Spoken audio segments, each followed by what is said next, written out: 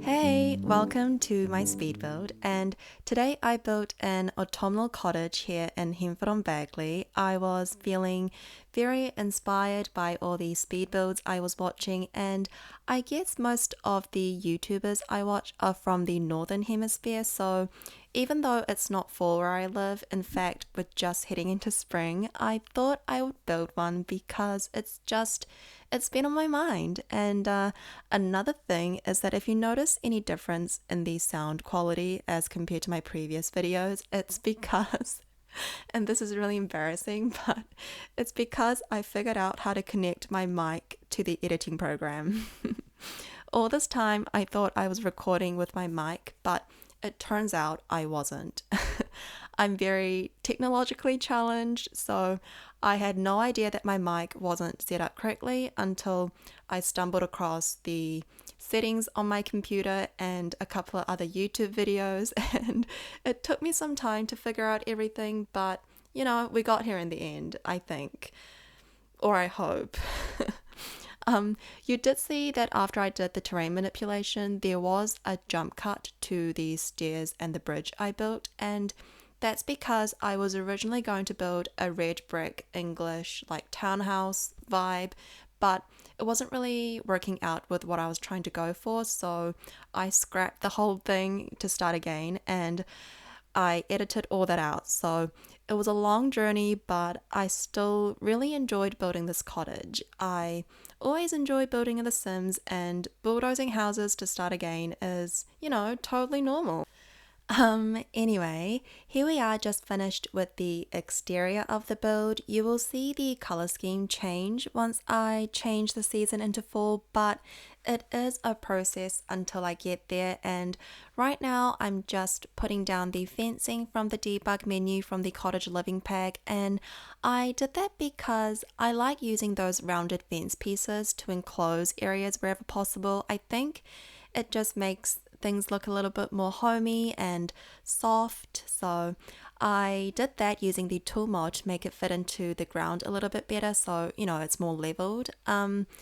A lot of the landscaping items I place down when we're not in fall, they look quite vibrant and green, but of course it all changes and the leaves on the trees turn into this really mauvey, rich red, orange, brown, and even pops of purple. So it just looked really lovely and cozy, and it was totally the vibe I had in mind. So I was happy with how it was all coming together in the end. And as for the bridge I built across the pond, I used the same fencing as the one I used from the debug menu where I did the garden area, and I really wish we could manipulate platform items to make it look more round, but I wasn't able to manage that, so I had to settle for the straight one instead. But your Sims can totally still walk across it and it's functional. And yeah, I play test all my builds so they're all functional once they're uploaded to the gallery. Of course, I do make a little bit of tweaks here and there sometimes, but in the end, you just have to make sure to type in bb.move objects before placing. It's something I forget when I'm downloading houses from other people's galleries, but it makes a big difference when you type in the cheat code because all the items will be where they are when they are originally placed. Otherwise, I think you run into problems sometimes, like you get these weird floating items or, things just look a little bit awkward. There I used the tool mod again to place the rocks in front of the house to make this sort of garden bed area, and I did that because I like sectioning off, the land so I can furnish the house or landscape the house a little bit better. And now we're heading into fall. Oh my god. Like I said, I just really enjoy this atmosphere. I love the lighting in Henford on Bagley. You see that I changed the color of the exterior a couple of times. I was just feeling really indecisive, and I also have to add that the thatched roof I end up using in the end is actually from the Island Living Pack. I don't know whether there is a big difference, like in real life, between a thatched roof that is on a beach hut versus a thatched roof that would be on like an English side cottage. There probably is a big difference, but it's The Sims, so I did it anyway. And the reason I did that is because if you extend the edges of the roof in game, a lot of the times you'll notice that the underside is just white as opposed to like the texture of the roof. So that was the case with the roof from the cottage living pack, whereas the island living thatched roof, the underside of the roof also has the same texture, and I just really enjoy that more because it looks more realistic and cohesive with the overall house. And speaking of such minute details, I really wish we could color ceilings now. I I never got the whole point of people asking for ceiling colors as a build game patch until I started YouTube and taking more screenshots. It definitely would make a huge difference in building, but I also understand that it is a pretty minute detail that even though it would make a big difference, I understand that it's not really in the forefront of patches and it's not my biggest complaint. Anyway, we're just heading inside the house now, and the floor plan came together pretty easily. And I think it's because I'm really used to building these sorts of houses, cottages, Tudor homes, suburban homes, totally up my alley. So, in the end, we have two bedrooms upstairs, one bathroom downstairs, and another one upstairs. So, two bedroom, two bathroom, and kitchen, dining, living space are all separate. So, it's a pretty spacious house, but there really wasn't as many bedrooms as I wanted to fit in. But it's just how it worked out in the end. um, Right now, I'm just doing the living space, and I did the living space and the dining space together because I wanted the decorations and the color scheme to look very cohesive. So I was jumping back and forth between the dining room and the living room. And full disclosure, right now, I have no idea whether this is actually how people would decorate houses in autumn or, any other festive season during autumn. I've never been the one for decorating houses throughout the year according to like a certain festive season. Neither are any of the people around me. Like maybe a Christmas tree close to Christmas, and that's about it. So I have no idea whether the way this house is decorated is reflective of real life. I just wanted to make it autumn themed with the items we have in game, like pumpkins, the clusters of leaves and candles, and warm yellow lighting and everything. I was mostly going off what I saw other people do in game. I thought their houses looked really cozy and really lovely, and yeah, I was just trying to replicate something similar in my build.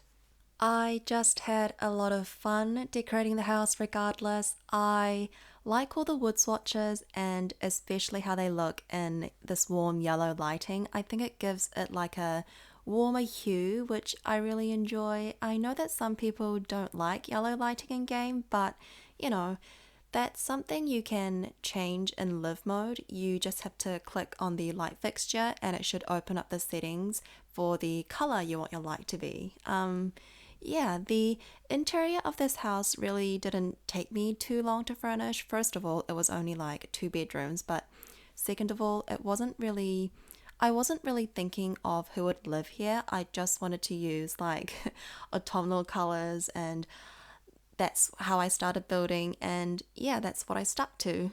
So, yeah, the living space and the dining space is pretty much, coming together now. I'm just, putting up a few decorations like the clock, some paintings from cottage living, and a few more pumpkins and, sort of festive season decorative items here and there. I think I also used some jack-o'-lanterns from the season. It's either from the season's expansion pack or it came with the free holiday update. Anyway, that jack-o'-lantern I just placed down there. I also use it in the bookshelves, and it was really funny how they came in all sorts of facial expressions. I thought it looked quite cute and it fit into the space really nicely. So yeah, that's what I did. And In the kitchen area, I was debating whether I wanted like a breakfast table inside as well, but I decided against it because the space was looking quite cramped, and because it's so close to like this dining area, I thought, not really worth it. So, yeah, just moving on to the kitchen now. The kitchen came together pretty easily, and I like how it turned out in the end. I hope whoever's watching will agree with me. I really like, I really enjoy building kitchens in game. It's my favorite part of any house that I build. Even when I first started building, like I would just spend ages and ages in building the kitchen and have no energy left for anything else. So all my bathrooms and bedrooms and like any other living space would be like a sham. But my kitchen would be, they would be spot on. So yeah, I really, really enjoy building kitchens. And here I'm just cluttering up the shelf area with, you know, a couple of kitchen clutter items from mainly from the cottage living pack and the country kitchen kit. I think country kitchen kit, don't let it fool you. Even though the counters and the cabinets are very country esque, a lot of the clutter items are very versatile and you can use it in almost any build, not just cottages like this. I think I use it even in like, modern builds and apartments, even. They're very versatile. So, if there was one build kit that I would suggest, it would be the country kitchen kit. And I'm not maybe this is me being biased, but it's what I would recommend.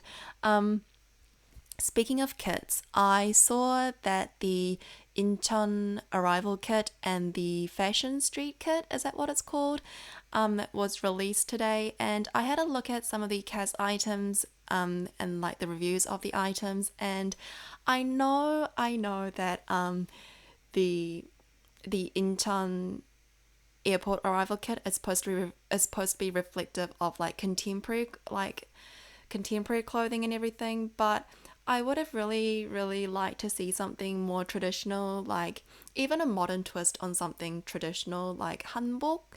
You see a lot of celebrities starting to wear like, you know, traditional hanbok and a more modern twisted, like with a modern twist on it.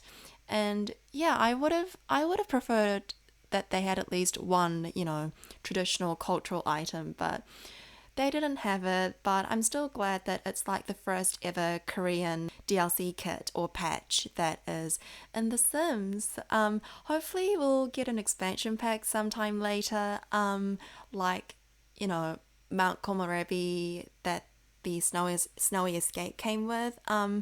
I do enjoy building like traditional Korean style houses, but using just Japanese inspired build items have been quite limiting because although they are pretty similar, it is quite different. So, yeah, just looking forward to the day we'll have like a Korean neighborhood. Oh, it'll be so good. Yeah, if you can't tell already, I am Korean. um, yeah, maybe I'll do like a Korean voiceover sometime. It'll be pretty fun. Anyway, I just talked over the bedrooms that I furnished, but I think they're pretty self explanatory. As I said, I wasn't really thinking of a particular sim I was living there. I just went with like autumnal colors that I can decorate with. So, yeah. And now we're just in the exterior trying to finish up the landscaping. Most of the items that I used were pulled out from the debug menu, and yeah, just doing the same trick where I try to level it to the ground by using the tool mod. And I just really enjoy how the colors were working together and everything. I did see how this build looked in like springtime, and it was very green and very vibrant. But if I had built this house in springtime, I probably would have put in more flowers and yeah. Over here, I'm just placing down some gardening patches we got in cottage living, and I do pull out some pumpkins from the debug menu to create this sort of pumpkin patch because, it's autumn themed, and apparently there's lots of pumpkin in autumn in the northern hemisphere, so yeah, that's what I did. But, you can totally delete them if you do decide to download this house and play and you want to plant your own crops and stuff. Yeah. Um, There's not really much else I do here. I think I do place down a love seat. Yeah, there I am doing it now. And a couple of more items here and there, nothing too functional. Later, I do place down some fairy lights from the toddler stuff pack. I use it wherever I have the chance to use it. I just really like how it looks on the exterior when you have fairy lights hanging. And yeah, I think we are heading to the end of the build pretty soon, and everything I do from here on out is pretty self-explanatory. So I think I will be wrapping up my voiceover now. But if you like this build and you want to see more, please subscribe and hit the like button. Yeah. Thanks for watching, and hope to see you back. Bye.